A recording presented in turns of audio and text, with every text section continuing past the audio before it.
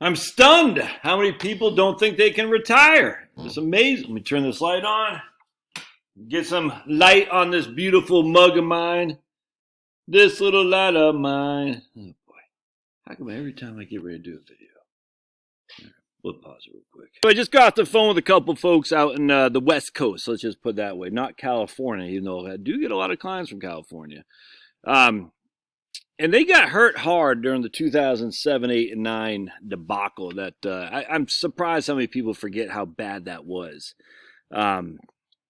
It's just a tough time, man. A tough time. It's like our Great Depression. And it's amazing to me how many people forget how it's tough, man. Anyway, so they were able to dig their way out of it. And my man took a job in a rural area where there wasn't anyone else to do that. So he stepped up. He said, "Look, man, I'm going to retire in a couple of years. I gotta put some bank because we don't really have much." They sold their house and they moved to this place in a rural part of the country, still out on the West Coast.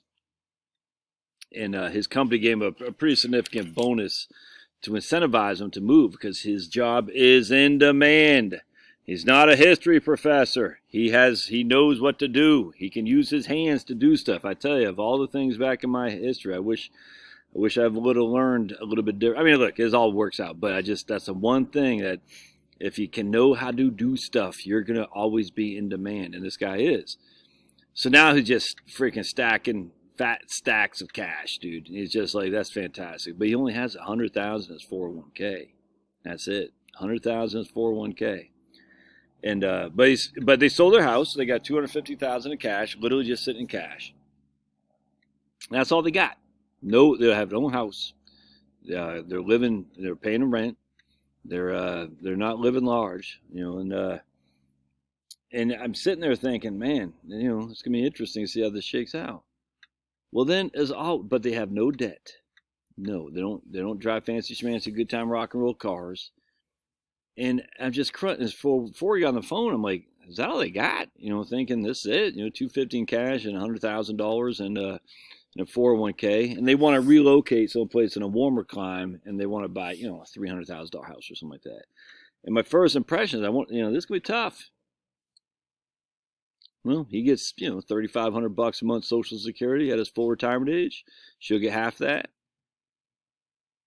Huh.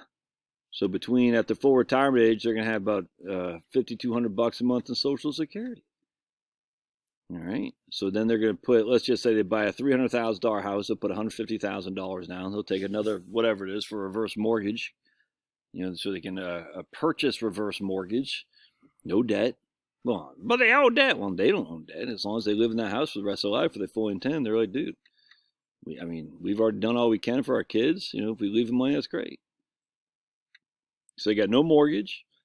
They got they still want to see their kids on occasion, so we have a little bit of a slush fund for a travel budget.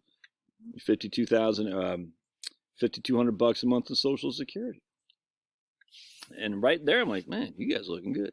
So we start talking about healthcare, and I could see her face when I said it's going to be about $1,100 a month between you for Medicare. You could see it. She's like, she thought that was going to be the kiss of death. I could see it. And little did she know that I was already budgeted into when I was running the numbers. And I said, well, hold on a sec. So I said, so let me ask you.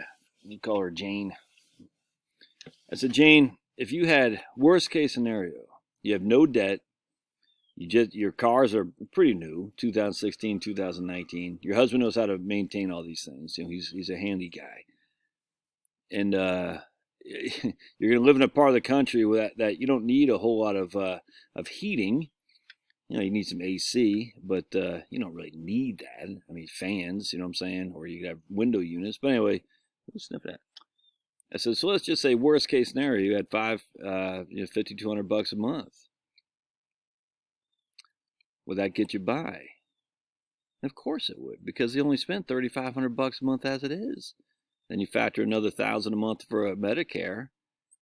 They're spending less on their Social Security. Yeah, but you could see in her eyes, she's like, "Ugh, now we got a slush fund out there, about $10,000 a year for travel for the next 10 years or so, and that could be he likes to build things, so maybe a wood shop or something like that. So for the slush fund, we'll just add another $1,000 a month. So between between healthcare, $1,000 a month, slush fund $1,000 a month, and $3,500 a month of just day-to-day spending, that's $5,500 a month. Social Security's covered $5,200 of that, man. Jeez, and it's all tax-free. Yeah. They still got $100,000 in his 401k, and he's still got whatever the about another $100,000 or so in cash. But the thing is interesting that he's going to stack this cash for the next 2 years because they literally don't spend very much. He's making bank because he was incentivized to work in this rural place, and just as like he's making surplus, just put it in cash, put in cash. You get 3.5% cash. No reason not to do that. And they're happy as a clam. I mean, I'm sitting, he's, I don't know, mid-60s. She's 1 year younger than him. So to live off their cash accounts for the 2 years before Social Security kicks in. I'm like, dude, you guys are fine. And then she goes, oh yeah, by the way, Bob has a pension. That's like, I mean, it wasn't much. It's like $1,100 a month or so. She goes, I didn't know where to put that in. I forgot to tell you she has a pension. I was like, well, how's bells? Julie or Jane or whatever I called her, Carol or Karen or Dixie. What else we call? Charlotte is my wife, so you can't use that. Susan's my mom. Anyway, say, well, how's bells? And they weren't worried. They're just like, what? But I remember when we were talking about healthcare, and I could see in her eyes, it said about that, $1,100 a month for Medicare. She's like, that's going to doom us. And because she's looking at it like Cobra is about same thing. What the hell was that? It's a big loud noise. Every time I come out here, I hear a big loud noise. Anyway, I'm telling you, once your debt is paid, just look at your bills sans debt. Sans is without for you non-bilingual speakers. I'm bilingual, I can speak French. So look at your expenses sans debt. Get rid of your mortgage, get rid of your car payments, your credit card payments, student loans, all that crap. How much you spend? I bet you don't spend nearly what you think you do. Because I literally don't know I just bought Porter Road, is it Porterhouse Road or something like that? They just have they have all this dry aged meat, a farm up in Tennessee. I spent like $300 on, probably 20 pounds of, no, probably more than that. I can't remember, but a boatload because they had some sales. And so that's my expense. I like to buy books and I like to buy food. You know what I'm saying? And so I don't know. I think I probably spent more. I think I got all. How much did I get? Hold on a second. Here's what I bought. I got some pound of fajita meat. I can't remember how much the brisket was. How big it was. You got 8 pounds of ground beef. 8 Denver steaks, which are freaking one step below ribeye, but they're just as good because they're the same cut. Denver steaks kick ass. 22% off. So I can't remember how big that brisket was. I got some smoked breakfast links. I spent $250. That's the kind of stuff I like to spend my money on. Hold on a sec.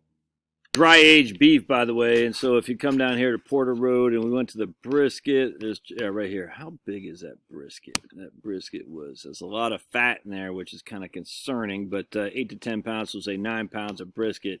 You'll want some fat. Don't get me wrong. That's a lot right there. So we'll cut some of that off. And then so I got all that 20% off.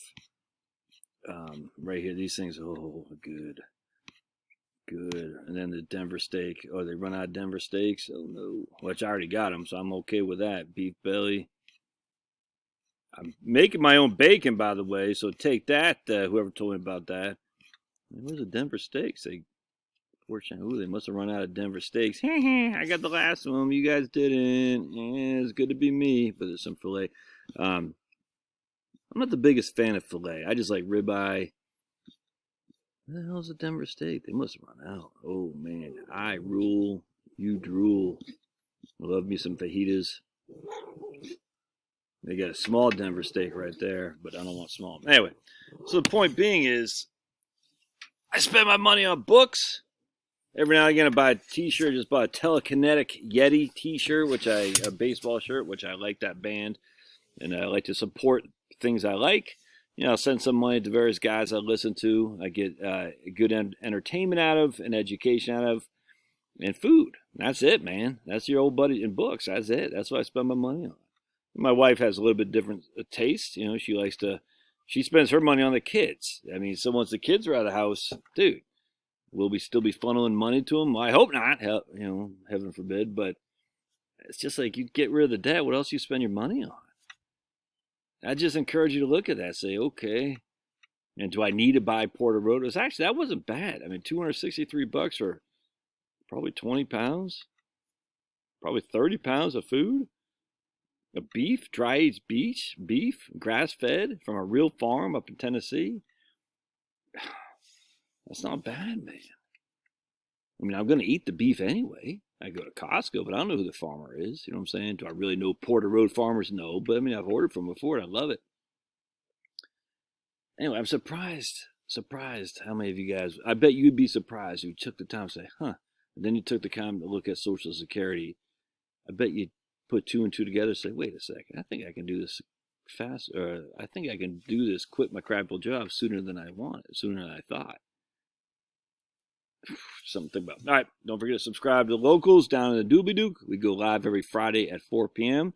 $5 a month on Locals. You can contribute. You can add stuff. I'm getting people signing up on there. So, folks, add stuff to Locals. You got stuff you want me to review, put it on Locals, man. My man James talked about a Morningstar article that I want to read. I think I know which one he's talking about, and I might not. I think I already read. I can't remember. Anyway, I get a lot of my good content for this off of what you send me. So don't be a scaredy cat. Meow meow. All right, see you guys.